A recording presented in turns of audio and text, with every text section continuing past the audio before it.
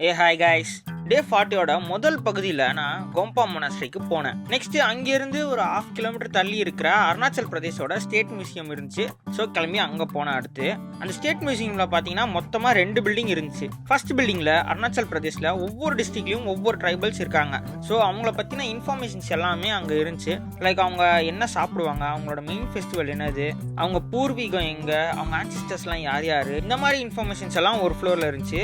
இன்னொரு ஃப்ளோரில் அவங்க ஆன்சிஸ்டர்ஸ் யூஸ் பண்ண டூல்ஸு, ஃபேப்ரிக்ஸ், வெப்பன்ஸு, பாஸ்கெட்ஸு, அவங்க வழிபட்ட கடவுள், இந்த மாதிரி நிறைய இன்ஃபர்மேஷன்ஸ்லாம் அங்கே இருந்துச்சு. இன்னொரு பில்டிங்கில் இந்த 7 சிஸ்டர்ஸ் அண்ட் 1 பிரதர்னு அழைக்கப்படுற நார்த் ஈஸ்டர்ன் ஸ்டேட்ஸில் இருக்கிற எல்லா ஸ்டேட்டோட இன்ஃபர்மேஷன்ஸும் இருந்துச்சு, அருணாச்சல் பிரதேசை விட்டுட்டு. ஏன்னா அதுக்கு தான் தனி பில்டிங்கை வச்சுருந்தாங்களே. மியூசியம் போகும்போது செமையாக போர் அடிக்கும்னு நினச்சி தான் உள்ளே போனேன். ஆனால் உள்ளே வந்து எல்லா இன்ஃபர்மேஷன்ஸையும் படிக்க இன்ட்ரெஸ்டிங்காக தான் இருந்துச்சு.